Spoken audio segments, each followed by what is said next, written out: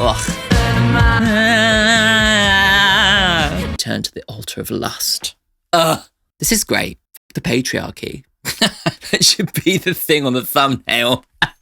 This video is a paid partnership with BetterHelp. I'll be talking about them more later in the video. Hello, welcome to this video. My name's Dan, aka Lucid. I'm a singer-songwriter. And today I'm going to be reacting to Prelude to Ecstasy by The Last Dinner Party.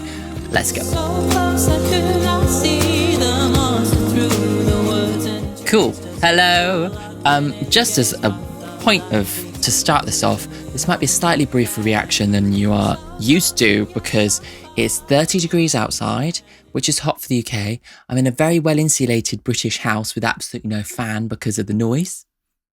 And obviously no aircon because the UK. And so I might die. I might actually perish right in front of you. I've got iced water, which I've left on the desk. I'm going to be taking breaks to stand in front of the fan. I'm already feeling clammy and I've literally just started filming. Studio lights too. Heat, summer. I should start filming at night time. So there's been so many new albums out this year and like so many of kind of like the slightly smaller ones have kind of fallen under the radar a bit. So I put a call out on the YouTube community page to see what you guys wanted me to react to. And one that was mentioned quite a lot was The Last Dinner Party. And so, yeah, so I figured I could do that. I haven't heard anything from them. I know that they won the Brits Rising Star Critics' Choice, whatever it's called. Yes, so they won the Brits Rising Star Award, which, if you're kind of following UK music, some of the biggest acts to have come out of the country have won that award, including like Emily Sandé. I think Adele won it. I think Years and Years won it. Tom Odell won it. Anyway, there's like a history of like those acts doing really, really well afterwards. But yeah, so that's all I know about them. Like I haven't really heard anything. So yeah, I'm excited to dig in. But before we get started, if you're new to the channel, then make sure to subscribe. I'm on my way to 40,000 and it would be lovely if you could be part of that journey. Also, if you like the video, then make sure to give it a like because it's really, really good in the algorithm. Also, I've got a number of other projects, including my own music, of which I've literally just put out the last song of my EP. It's called I Wasn't Dumped. I wasn't dumped, how could I be when we weren't even together? The whole EP is called How to Break Your Own Heart, and the entire thing is out now for you to listen to, so make sure to check that out if you want to see my perspective when it comes to, you know, my own music. I also have a podcast, which is starting up again next week. Everything's happening. Yeah, featuring guests like Fern Stone and Ben Shouts. And I've got a star of West End, Kaylee, coming on the podcast as well. And my friend Hannah. And multiple other episodes are on the way. It's called Criminally Underrated. Links in the description. And if you want to watch this video with no cuts, it's over on Patreon. And make sure to leave your top 5 in the comments from this album as well. It's something everyone loves doing on the channel. So yeah, let me know your top 5. I'll be telling you my favourite song at the end of the video. My journey with mental health has been a long one. As I've shared with you on the channel before, I was bullied from a young age for my sexuality and for my emotional sensitivity. So I carried a lot of shame into my 20s, believing that my vulnerability and my often raw connection to my emotions was something not to be proud of. It was also difficult to explain to my family, who came from a different generation, and I feared that they had more traditional views when it came to masculinity. Now, through this channel, I understand that my emotional vulnerability is a strength, and I've been able to connect with you and the hundreds of thousands all over the world. I didn't have access to a therapist, but if I had, I think that this would have really helped me process these feelings and saved me a lot of heartache in the long run. The ability to share your feelings truthfully without fear of judgment is an important part of your mental health. I'm happy to have a paid partnership with BetterHelp because I truly believe that understanding your own needs and looking after your mental health should be a priority, especially for sensitive people like me. BetterHelp connects you with a credentialed therapist who is trained to listen and give you helpful, unbiased advice. You'll be matched with a therapist usually within 48 hours, so BetterHelp is a convenient way to access therapy from home. Use my unique link in the description below or use my channel name, Lucent Reacts, when signing up to get a special discount on your first month. Cool, let's get onto it because I'm going to die of heat exhaustion. So first is the title track, Prelude to Ecstasy.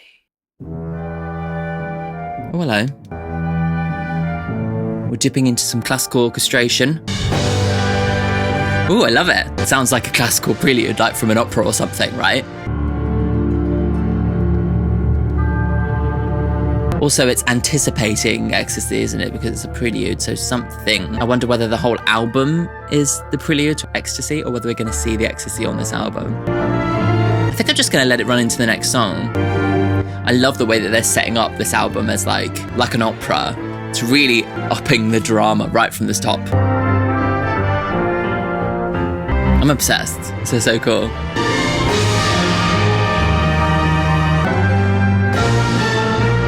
Amazing. Who else does this as well? Apart from Gjuha, obviously. It's like a bold swing, you know? So cool. Okay, so this is Burn Alive, the first proper song. So it has elements of kind of indie rock, soft rock sounds, but with high drama.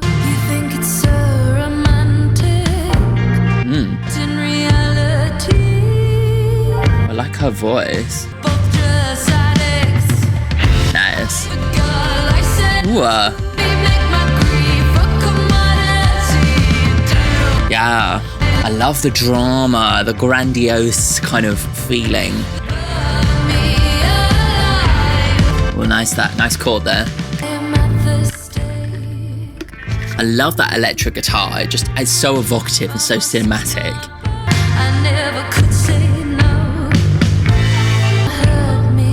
Well, it's definitely giving me Florence vibes. I'm sensing that. The vocal production, the drama. Ooh, hello. Ah, so cool. It's kind of horrific. It's scary. It's kind of like Baroque horror movie. Really cool. Let me make my grief a commodity. Oh, fuck. Oh my god, lyrics, fuck, yeah. Shit. Very visceral imagery as well. It's very dark. Candle wax melting in my veins. It's like horrific and scary and like, yeah, very cool. Maybe it's like the act of like turning pain into the music, selling it. Yeah.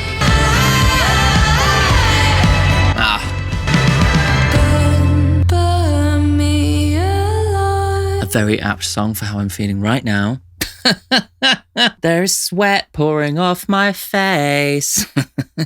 Yeah, so fucking cool. Like, I just love the kind of combination of the kind of visual, kind of almost Victorian-esque kind of horror, yeah, like Baroque, New Romantics kind of vibe, and then with their sound really matching that element, that grandiose feeling, tapping into that kind of the opera, the kind of like classical music element of it to kind of give this like super hyper dramatic kind of feel, but then merging into the first song being into the second song, showing that they are an indie rock band, but like with kind of this like almost, yeah, like Victorian sensibility and cinematic sensibility. Yeah, totally. Like it really felt like they were tapping into not only like classical kind of opera tropes, but also like horror tropes too, especially with that breakdown before the second chorus. That was really cool, using some like kind of slightly like non-tonal, clashy horror string type kind of moments and stuff. Very subtle, but very like atmospheric. Yeah, really cool. And the imagery, like candle wax melting in my veins and stuff, it's like amazing. And really like candle wax, you know, it's like what they used to like these places back in the Victorian times, you know, it's very much positioning itself within that kind of time and place, you know. Wine is on your blouse, you think it's so romantic. So that's, again, like an immediate reference to like the new romantic genre with the fluffy blouses and stuff, you know, the ruffles and whatever. But in reality, we're both just addicts, alcoholics. I'm not the girl I set out to be. Let me make my grief a commodity. That's amazing lyric. Yeah. So it's a sense of like, I've got to this point, like maybe I'm a party girl addict. Maybe it's like a reference to like 20s binge culture in the UK. And then this isn't what I thought I was going to be. And then so she turns these feelings of grief, loss of childhood, the grief of the loss of your younger self into a commodity. You know, I'm going to like turn it into music, you know. There's candle wax melting in my veins, so I keep myself standing in your flames. Burn me alive. It's almost like positioning yourself within that pain so that you can tap into it in order to create music. Like there's a sense of like self-destruction. I'm actively seeking self-destruction so that I can like continue this feeling, maybe to turn it into music, or maybe there's some other reason. I am at the stake, petrol my perfume, bite marks on my back, I can never say no. So it's like referencing, there's that movie, what's the one with Tom Cruise? Is it Tom Cruise as the vampire? It's very that. It's very like, yeah, like Baroque, like Van Helsing, Victorian Dracula being burned at the stake. Like the imagery is like really, really, really on point. This is too good to last. I'm not the guy I set out to be. Let me make my grief a commodity. Do what I can to survive those candle wax in my veins. Burn me alive, burn me alive. There's a kind of dual storyline going on about like somebody being burnt at the stake, like a Joan of Arc type character, like a martyr, but maybe she's become the martyr because of this self-destructive tendency, which is then linking into like, you know, being in your 20s and like drinking and partying, you know. So I love the way that that's kind of thread the needle. It's very, very clever. Cool. Let's go on to the next one. This is Caesar on a TV screen. Definite change in pace. Ooh. Ooh, nice. Lovely. Oh, okay. I don't have to stay mute. Amazing. It's a sense of drag. And I'm falling like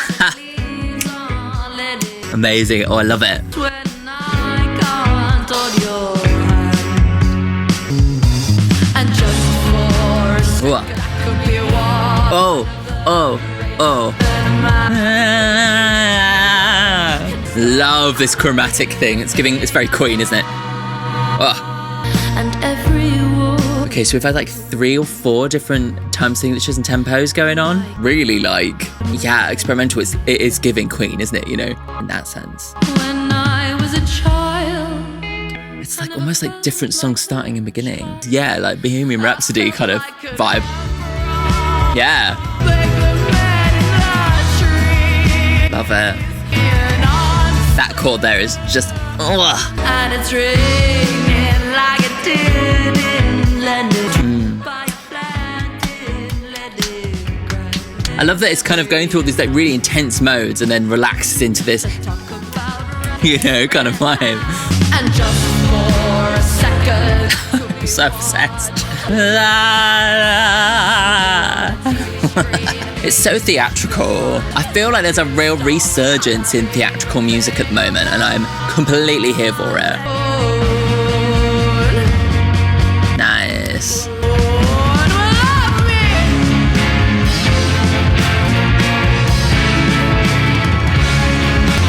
Ugh. That whole chord structure is fucking beautiful. Oh my god, so good.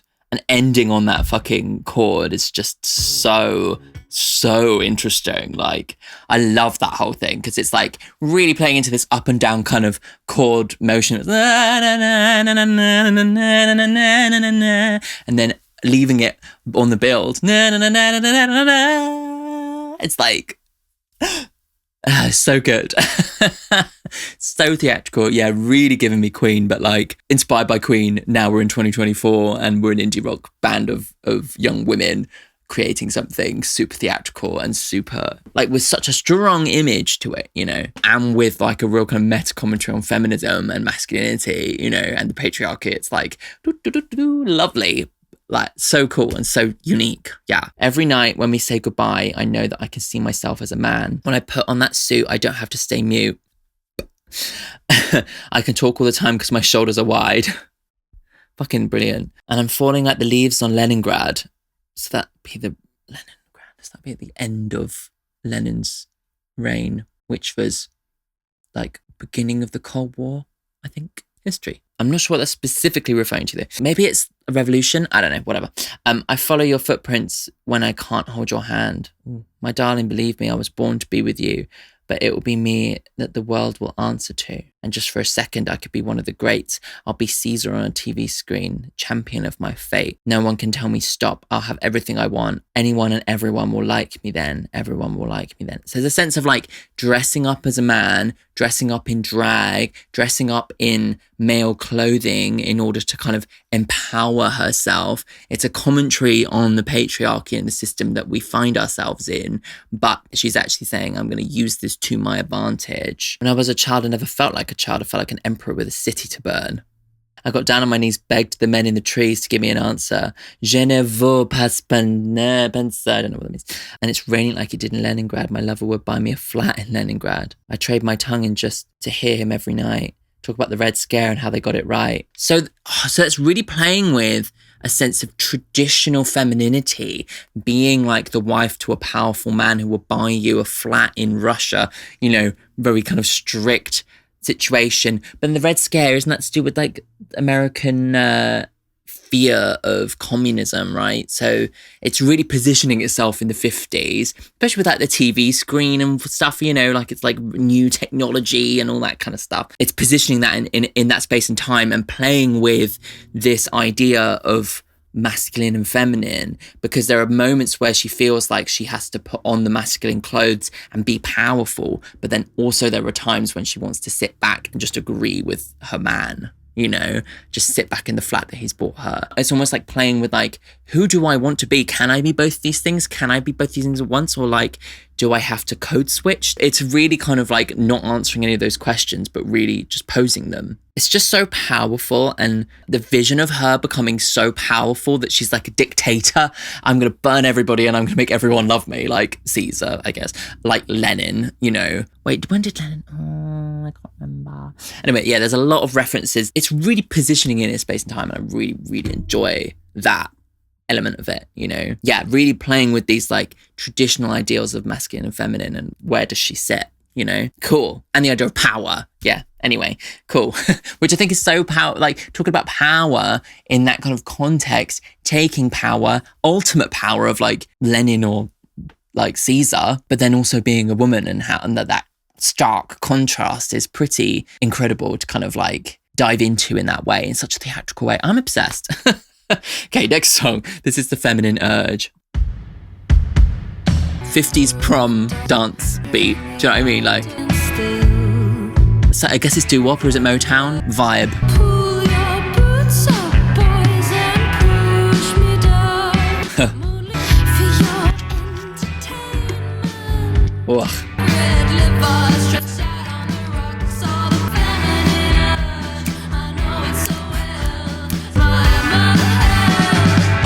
To nurture the wounds my mother held. Wow. Love it. Well, the lyricism is so sophisticated. Nice. Wow.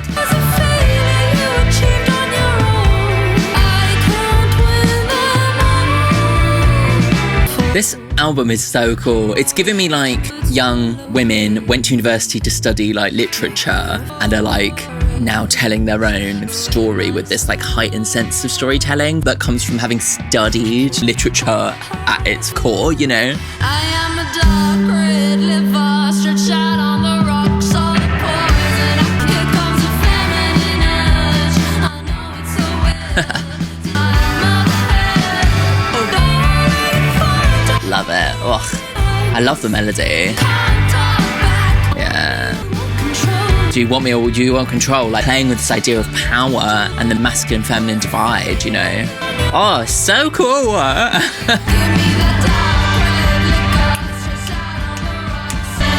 Yes.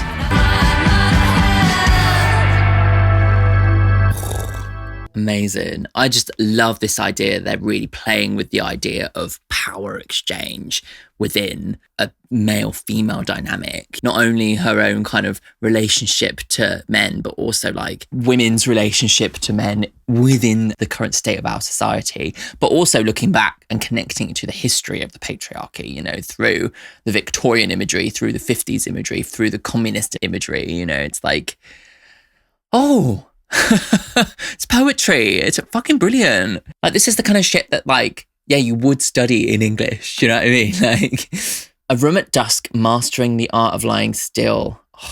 Breathe like a girl till my lungs fill. Oh, pull your boots up, boys, and push me down. I'm only here for your entertainment. So it's like having sex with a guy and being like, my position is just to lie here and be here for your own sexual gratification. Oof. It's like fucking powerful shit. Dark, upsetting, but kind of truthful imagery in a lot of ways. I'm only here for your entertainment. I'm a dark red liver stretched out on the rocks. Ugh. That's fucking gross. All the poison, I convert it and turn it into love. Oh! Hello. Converting toxic masculinity, being like, my role as a woman in 2024 is to take your toxic masculinity and find a way to love it. And that the imagery of being a liver, you know, which we know within our bodies, like converts the toxins from alcohol in particular, but also, you know, other toxins, you know, so that we don't die.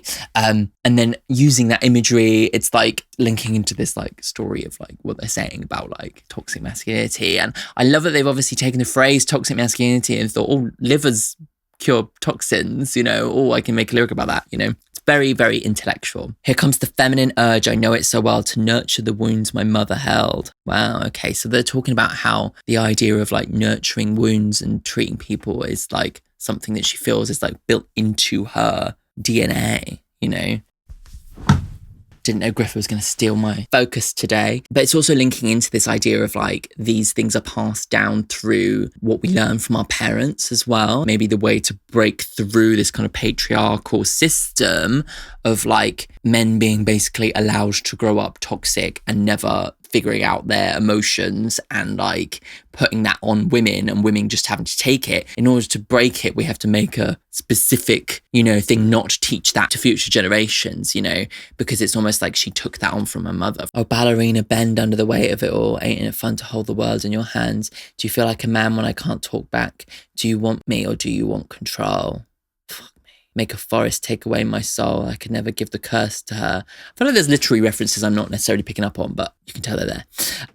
So yeah, like really like this idea of like control and actually like all of the blame being on her not being able to work out the relationship when actually like it's kind of clear as day that like this person that she's dating is quite toxic. And like even the imagery of a ballerina, like it's like as a woman you're expected to keep up this like image of being completely perfect, not a hair out of place, completely supple, completely beautiful, pretty, light as a feather, and yet incredibly strong. That's the thing about ballerinas, is that on the surface, they're like light and dainty, but we all know that it's like being an athlete, the strength that it takes to be a ballerina. And so that really is like painting a picture of like what it is to be a woman within the patriarchy. You know, you have to appear as if you're perfect and light and dainty and girly, and yet you have to have like an inner strength in order to carry all the other people around you. You know, this is great. Fuck the patriarchy. Maybe that should be the thing on the thumbnail. Cool. Next song. This is On Your Side. I know I'm better off not. Les Mis? Just hear an arpeggio. I mean, the imagery is there, right? They do connect to that kind of vibe. I'm sure they love Les Mis. Oof, lovely.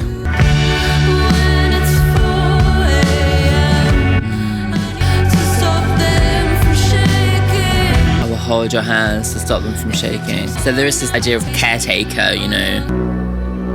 Back to the olive mount, the wind was blinding, and you smiled so sweetly. I love their really playful and theatrical approach to song structure. They really do not care about fucking up the set tempo and time signatures and stuff.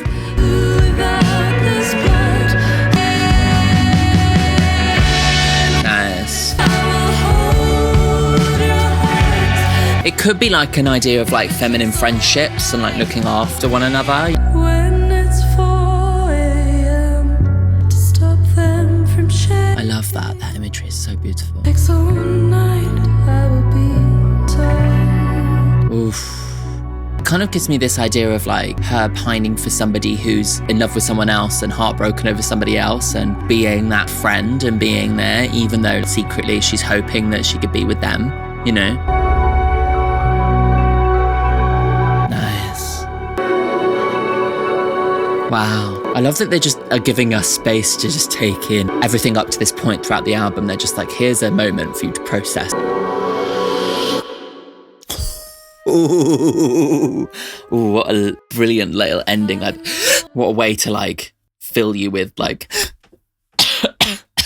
fear than to like give you a gasp to end the song. Really powerful stuff. I really enjoyed that. Again, such visceral imagery. I love that central lyric of like, I will hold your hands so they will stop shaking. It's like, oh God, there's just something about that, isn't there? You know, now I'm better off not looking back. Forgive me, Father, won't you take it back? That we were lovers, bodies touching on a park benches, stray dogs watching. It disgusts me now. So she fucked somebody on a bench?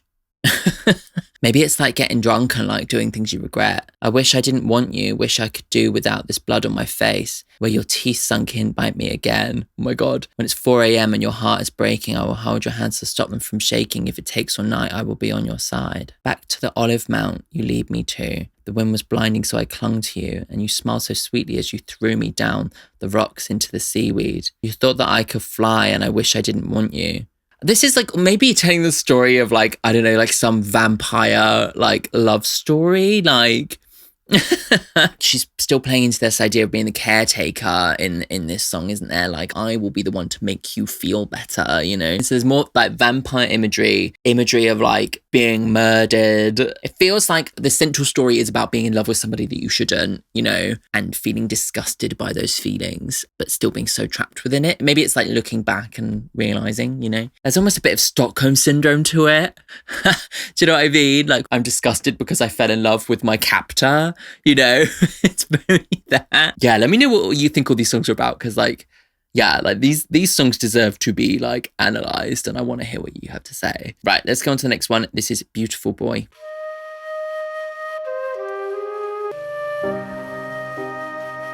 I like this slow moment we found ourselves in between the end of the last song and the beginning of this one. It's like, you know, is pretty.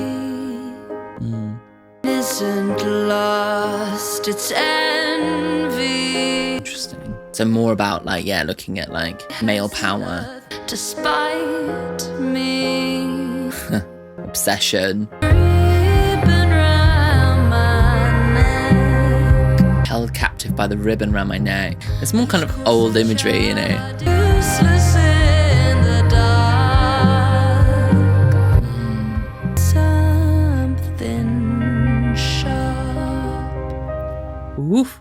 About being stabbed. Wow.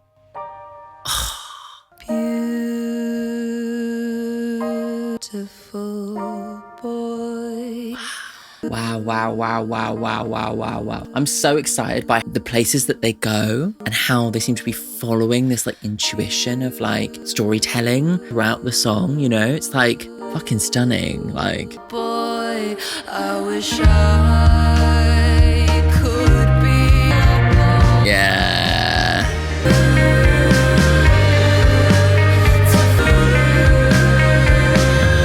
Wow.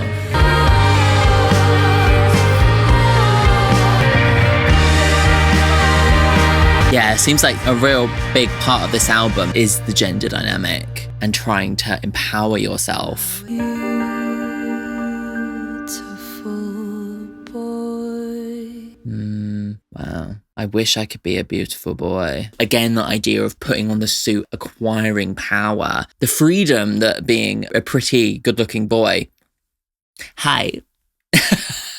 The freedom that is given to you by the patriarchy, and wishing that they could attain that level of privilege, you know. The best a boy can ever be is pretty. He launches ships on which he sails to safety. And what I'm feeling isn't lust, it's envy. I'm held captive by the ribbon around my neck. Such brilliant imagery, like fuck. Each course I chart determined by a wreck. Ooh, so we're about like sailing on ships. It's really giving Victorian England vibes again, you know. The power in my hips is useless in the dark. What good are red lips when you're faced with something sharp? The power within my hips, I guess, is like the power of like motherhood, childbirth, the power to create life. What good is it when you're faced with something sharp? the dick. Like, do you know what I mean? Like, the imagery being that, like, you know, obviously it's comparing it to a knife and being powerless against a knife, like, and the lips being like, what can I say to stop somebody from killing me? You know, but also like this sexual imagery of like the lack of power of the woman, despite the fact that like there is power within the ability to grow a child, you know. Ultimately, like when you think of reproductive rights, it's only in the last like 50 or 60 years that reproductive rights for women have become a thing. Up until then, it was basically like, if a guy knocked you up, then you had no choice, you know? And that's the true power of it, you know? And yeah, like linking back to this kind of historical kind of aspect does really conjure those kind of concerns, you know? And actually comparing it to like, you know, nowadays, like there still is a power dynamic despite all of the modern advancements, you know? And she still wishes that she could be a beautiful boy because of the freedom and power that that holds, you know? Right, let's go on to the next one. This is Gjuha. Gjuha. I have no idea how to say that. This one's only a minute and a half. Interlude vibes. Is this in Latin? Cool. I don't know, it does not look like... Is it like Dutch or something? I don't know. Should I look at the translation? Wow. Powerful choral vocals. Again, like linking back to old traditions, orchestral, church music, organs and choirs and stuff. Oh, Albanian. Oh, and we're into the next one. Okay, cool. I love that transition. What a fabulous transition. That's so good. So it's in Albanian. Translation: it could take some time to talk freely. No, I won't speak to you. Clean your mouth. My language is broken. Oh, I love that. My language is broken and speaking within a different language. I don't know how to translate it. It could take some time. I lost my language. I never learnt it. I've lived a very long time without a vocabulary. Yeah, I'm not sure what that could relate to. Like, my language is broken. Maybe it's like this idea of communication and being able to not get through to somebody. Maybe that's kind of the truth of the situation, is that like it often feels like men and women are speaking in different languages. Maybe that's what they're kind of alluding to. Kind of feels quite unique as, obviously, as a man, but like as a gay man to kind of view this situation, because I kind of don't exist within either camp fully in terms of like my role within society. Like there are elements of like patriarchy that I've obviously benefited from, but then there are also elements of being, you know, downtrodden and whatever, where I can fiercely relate to feeling like I've been like a victim of the patriarchy as well, you know? So I do feel like as a gay man, it kind of like gives like, it's like a slightly more like a different insight into something that's like, I can relate far more to what the women are saying,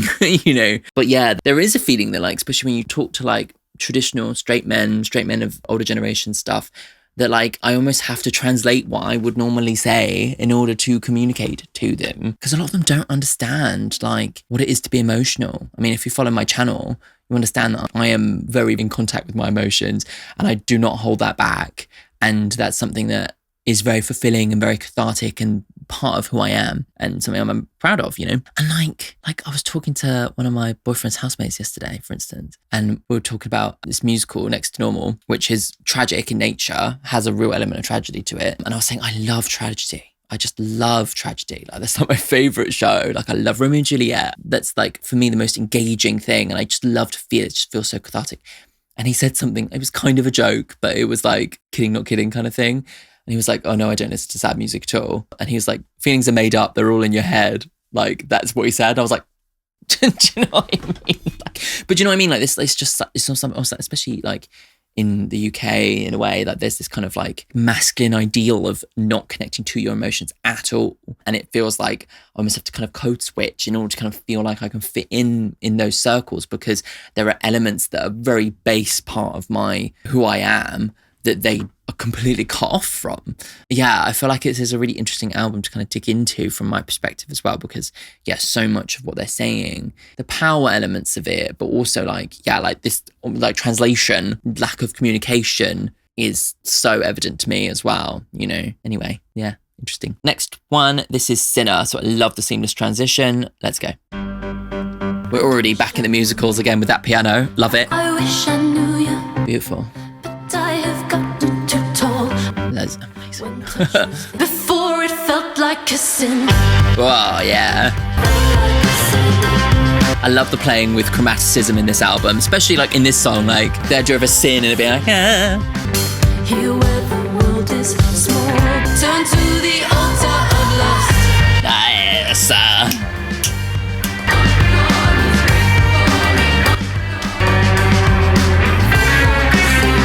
Love this. This is so good. Stay through the night before the hillside turns to grey. Nice. Dance in the morning. Nice. Can't go back. Like a sin. Nice. I love those building harmonies. Ah, leaving the guitar on that note. Nice.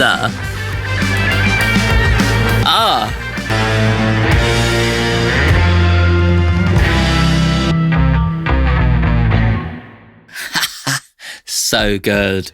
Oh, I'm obsessed. Yeah, like using chromaticism to kind of create this like theatrical, slightly off-kilter feeling, but then putting it into like a kind of more like a classic indie rock kind of like setup. It's just like a really, really fun combination. And then that along with their imagery and like their powerful messaging just like send it up to like new heights. It's really just really great. I can kind of understand why loads of people are out there saying that they're an industry plant because they came out of nowhere and they're like so sophisticated and so well put together. Like it feels like they literally just appeared out of nowhere, fully formed, you know. But whatever, if they are, then they are. We're still getting the music. They still are who they are. You know what I mean? Like whatever. You could argue that anyone's an industry plant. You know, record labels always have an idea of who they want to be big. Like, do you know what I mean? Like, I wish I knew you back when we were both small. I wish I knew you, but I've gotten too tall. I wish I knew you when touch was innocent. I wish I knew you before it felt like a sin. Yeah. There's an element of like sex feeling like a sin, you know? There could be like a queer element to this love story as well, because like, you know, that really is something that's been taught to us from a young age, you know? When you're children, two girls touching one another like playfully is just considered child's play, but two people of the same sex touching one another in adult life is suddenly like scandalous and sinful. Do you know what I mean? Like, there's nothing for me here where the world is small, but how you touch me. For that I'd leave it all. Back in the city, cold eyes and lips of dust. So turn and face me, turn to the altar of lust. Ugh.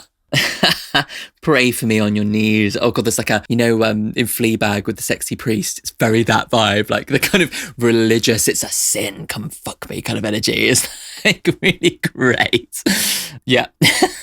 Soak in the crystal stream, wash the sin from your back, cleanse my soul, make me whole, dancing the morning glow, hold me, we can't hold back before it felt like a sin. Let's keep having this like sexual encounter whilst we're drunk in the middle of the night, because when we wake up in the morning, it'll feel like a sin, you know? Like, there's different elements to this, like childhood into adulthood, being drunk into being sober, and could be like, yeah, queer things. It could be like the beginning of like discovering your queer identity and like dealing with the fact that it feels right within you, feels completely right within you. Turn to the altar of like, you know, lust, like, ugh, I need this, so sexy, so intense, but then also feeling like you're doing something wrong, you know, like, yeah, we just every single song is like so pinpoint, so brilliantly put together, and like just the imagery and the poetry and the theatricality and the, oh, it's great. Love it. Next one, this is My Lady of Mercy, some more religious imagery. Let's go. Oh, fun. Take me back to your swimming pool, your lovely little fool. But I'll see you on Sunday. Wow. Teach me how to do as you do. Baby, make me bow. Nice.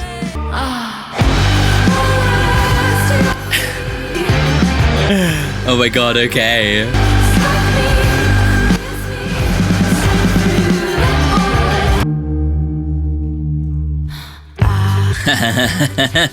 So fun. It's kind of like a bit comedic in a way. Make them sing. So cool. I just love the tempo changes and meter changes in this. Yeah, it just really adds to theatricality and the storytelling. Entertainment value as well, like, you know. Cool. Where are we going now?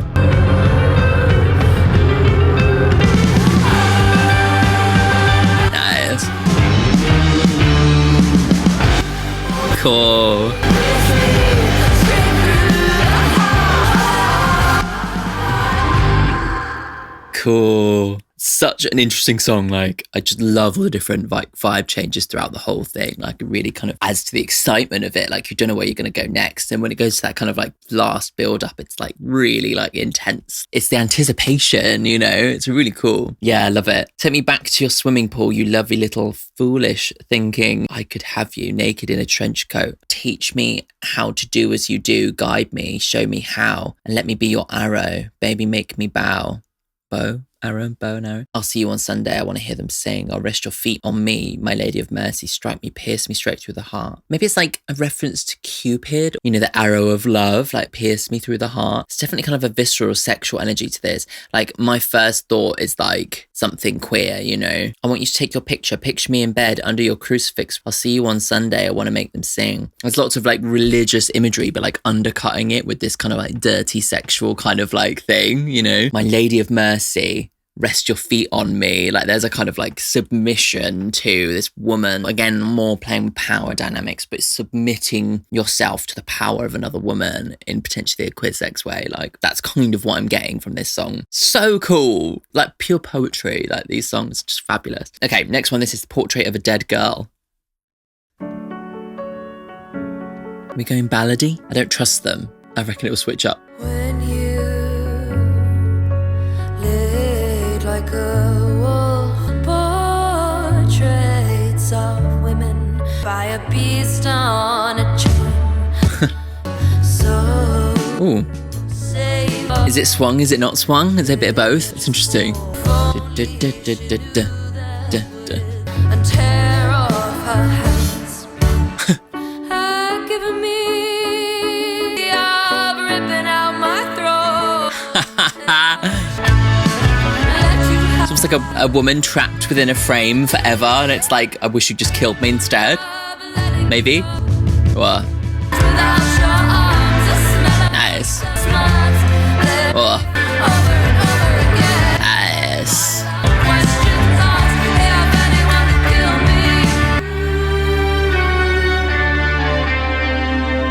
Letters on his fist. He looks like one of those film stars and a BB gun. Okay. This is a very strange lyric.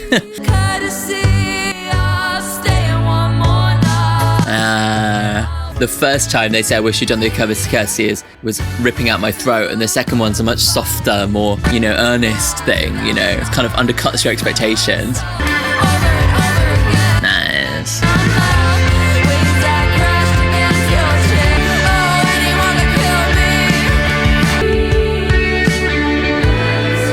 Gorgeous. Oh.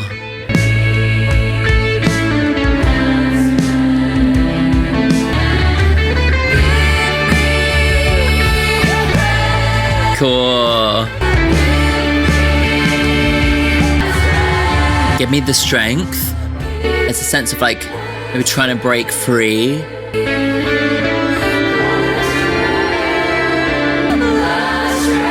Harmonies. Oh. I thought that was going to go to another one. Oh my God, that's so good. Love that whole end section. Like, so powerful. Give me the strength, like over and over and over again, you know, like give me the strength to break free, give me the strength to persist. I was thinking about maybe the prelude to Ecstasy is referring to like, how do I work out my own relationship with society at large, you know, with all its contradictions and with all its like difficulties.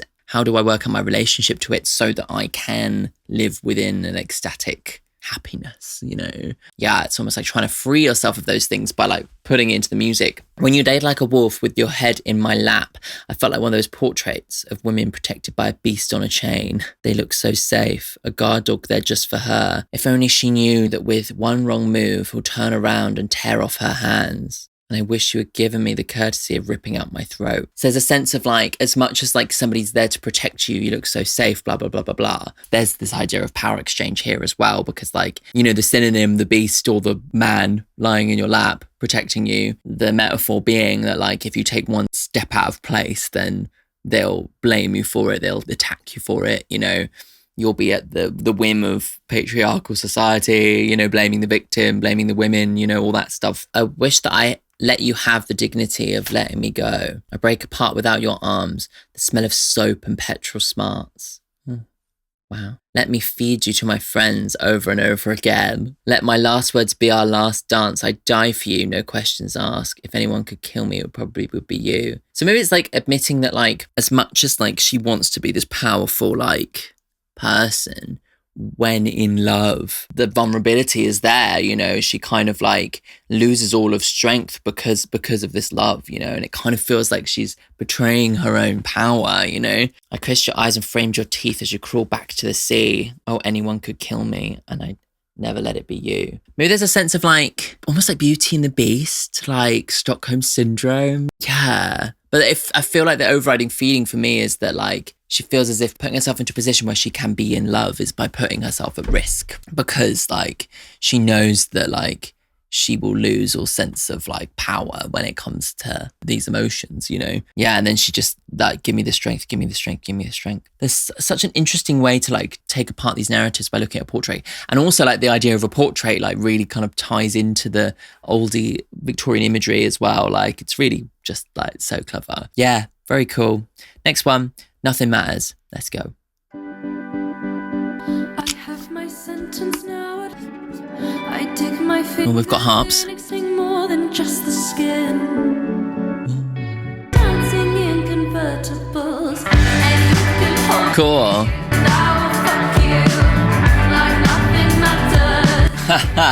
Go to highway, take the I will fuck you like nothing matters. I love the guitar interplay, and I love these like little bits of lyric and then a bit of instrumental. Also like playing with old imagery but then really modern imagery as well in this song. Motorbikes and cars and Chevrolets and stuff. This has a much less experimental energy to it, but it definitely does like tell the story of, you know, who they are as a band, you know. I hope they never Yeah.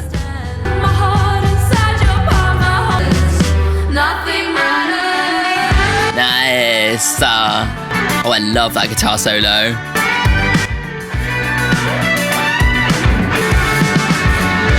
Love it. Oh.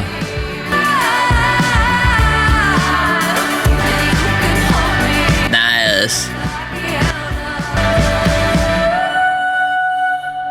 Cool. That one definitely feels like more central. I think that was the single, right? Like that was the one that had loads of streams on the Spotify page. And I can see why, because it really demonstrates their kind of unique perspective as a band, the vocal stylings, the imagery, the experimental, but like not as mad as the rest of the album, so that this can play a little bit more centrally. I think that's kind of the idea, right? But yeah, like I love that idea, like I will fuck you like nothing matters. Like it's a real kind of powerful statement to put on your hook of your song. Yeah, like really attention grabbing, a bit like scandalous to kind of say it like that, you know? Yeah. Love it. I have my sentence now. At least I know how you felt. For me, that's being dumped by text. The sentence, maybe it's the end of a relationship. Like maybe like you've written a sentence, you know, like I've been condemned to the end of a relationship. I dig my fingers in expecting more than just skin. It's like, I want emotional depth, but I'm not getting it. A sailor and a nightingale. They're dancing in convertibles. I love this old imagery, like the sailor and the nightingale, like a nightingale sang in Berkeley Square and Florence Nightingale and all this kind of stuff. Do you know what I mean? It's like very oldie-woldy, and sailors and stuff too. You know, it takes you back to that place once, but then comparing it to be like the convertibles, it's like maybe like two old souls who like are obsessed with like classical literature or whatever and really kind of live within that kind of bubble, but are modern day kids, you know, modern day 20 somethings. And you can hold me like he held her and I will fuck you like nothing matters. Or maybe it's a sense of like looking at those books, you know, those old romantic novels that they're kind of referencing throughout the whole time. If you promise to be as romantic and give me that level of romance that we find in these old books, then I will fuck you like nothing matters, you know, even though it kind of maybe something does matter, but I will give that up to you for the promise of the fantasy, you know. We've got the highway tight, the moon is bursting with headlights, and we're away, love tender in your Chevrolet. So there's a lot of like imagery connecting to cars and driving. Maybe it's like connecting the romantic imagery, Sailor and the Nightingale, but also then to the romantic imagery of like 50s America, which is something that they've referenced throughout this album as well, you know, like Chevrolets and drive-ins and, you know, all this kind of stuff. I'm putting all my bets on you. I hope they never understand us. I put my heart inside your palms, my home inside your arms. Love it. Now we know nothing matters, nothing matters. Yeah, it's like giving yourself into this person because you believe in the fantasy of it. I feel like I've listened to a lot of albums recently that have really keyed in on this idea of like love within a fantasy concept and like giving into that, or realizing that you've only been loving within a fantasy and finding real love, you know, like I feel like I've really been picking that out of albums recently, and it's something that the current songs I'm writing at the moment, actually, like something I'm really pondering. Okay, before we go into the final song, this is a shout out to my patrons. So thank you everybody over on Patreon who is supporting me. You make it able for me to do what I do and live my life as a creative person with only a part-time job. Ding. Someone actually came into I work in a coffee shop, and someone came in and ordered a coffee, and then they were like, "Are you the guy from YouTube?" And it's the first time it's happened where I've been recognised at work. It was weird. And hello, if you're watching it, I'm sorry if I was awkward because I was really thrown off. I am comfortable in social situations, but it's very weird being recognised. Anyway, everyone on Patreon, their names are coming up on screen now. If you want to join in on the Patreon, then you can do. You'll get a number of benefits, including watching this video and all my videos unedited. There's also a bunch of bonus videos on the Patreon. I'm playing with the idea of doing some reactions that wouldn't do well on YouTube, only on Patreon, but I'm playing with that at the moment. At the moment, all the bonus videos are ones that are requested by in the upper tiers. So you can, if you want, request song, artist, or album reactions in the upper tiers. And those videos go out to everybody as bonus content on Patreon. You also get access to the full extended video version of my podcast. Recently did an episode with both Fernstone and Ben Shouts, the three of us did one together, where we were talking about the most underrated music of 2024 so far, and the video version of that is up on Patreon right now. It's 2 hours of content, and Ben being savage and Fern being apologetic about criticising my music choices. It's great fun, but yes, head over to Patreon for that. The link is in the description, all of that lovely stuff. Cool. Let's come to the final song. This is Mirror. Ooh. Nice. Kind of has like a huge war drum vibe. Made the keys turn red and my lips turn blue. Could swim in these eyes until I cry. I'm no good until I cry. Me too. It's like you need to cry it out before you can really process the emotion, right? And a gun to my head. If I drown, will they make me a star? If I drown, will they make me a star?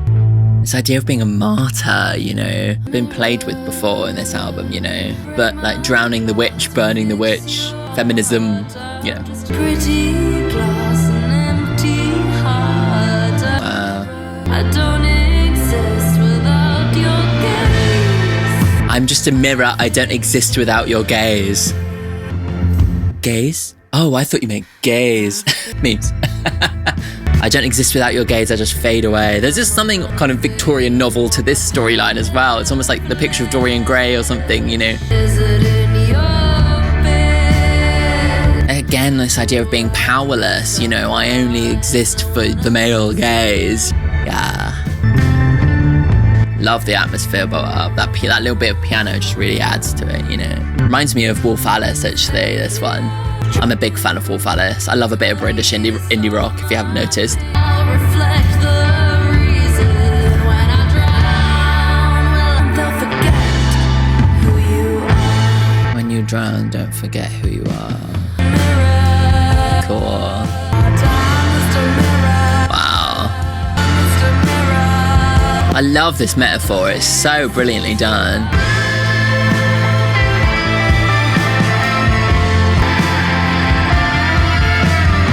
Fade away. Fade away. Cool. So, oh, we're not done yet. I suppose it ends the album like it began, with a kind of operatic sounding intro and outro. Prelude and postlude? Is that a word?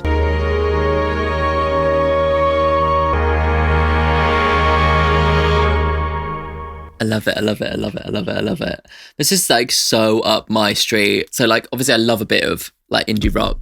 As I was saying, I love Wolf Alice, but I also love musicals. I love theatre. I love people who take the emotions and blow it up to 100,000,000%. And I feel like that's what this band does. They bring those things together. Let's talk about this final song, because so clever, like this idea of like deconstructing this metaphor of a mirror, this idea that like I am just a mirror. I'm here just to reflect yourself and I don't exist unless you're looking at me. It's like so good. The only thing I don't know how to do, make the keys turn red, my lips turn blue. She's there when I wake up at the end of my bed, with a smile on her face and a gun to my head. And lately I've been thinking, what if I keep sinking? If I drown, will they make me a star? So there's lots of references to drowning and water and swimming and stuff. When you drown, do they know who you are? It's like becoming a martyr. I'm just a mirror, break my glass to fix your heart. I'm just a mirror, pretty glass, an empty heart.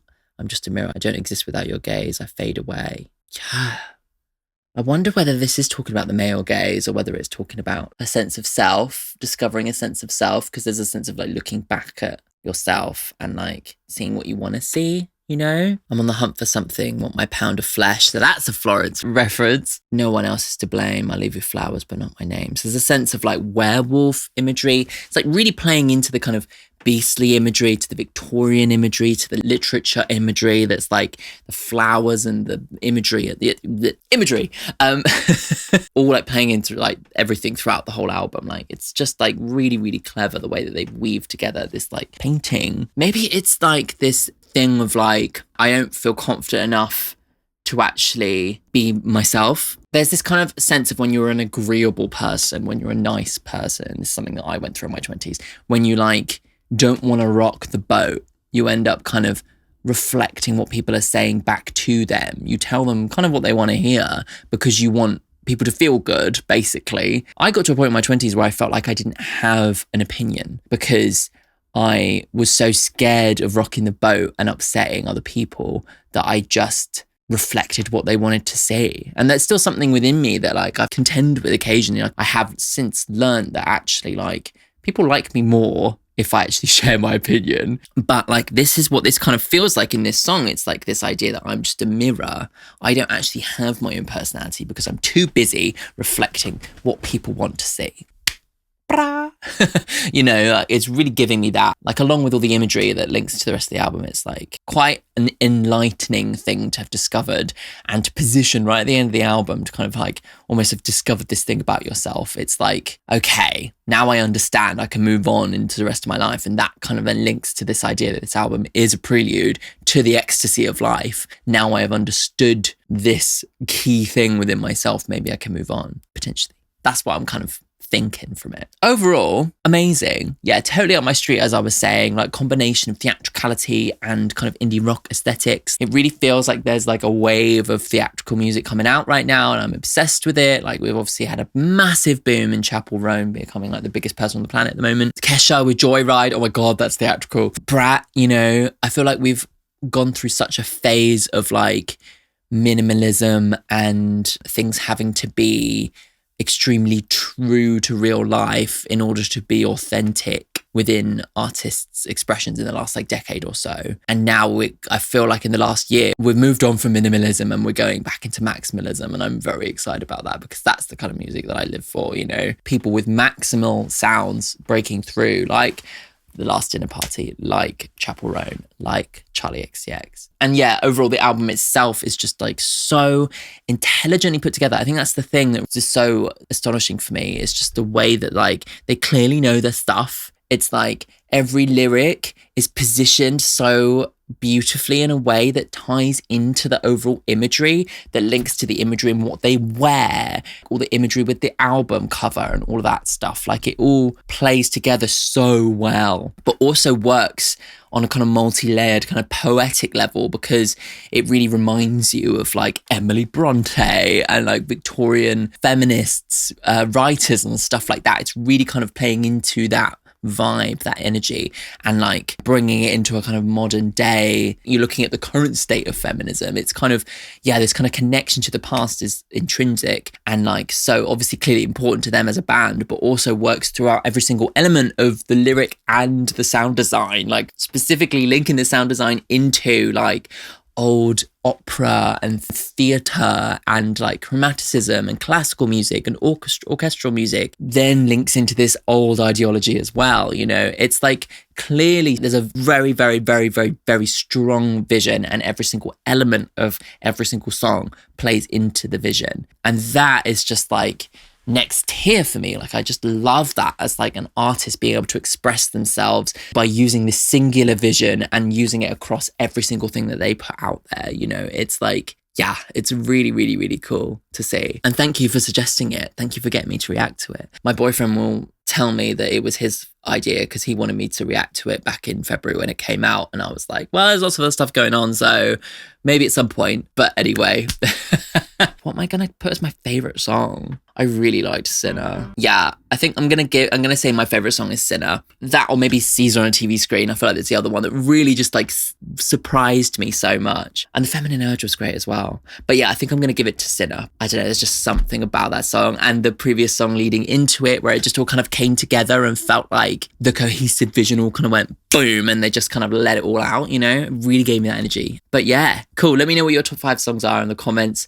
If you want to see my Chapel Roan reaction, it is here. And if you want to watch my reaction to Brat, it is here.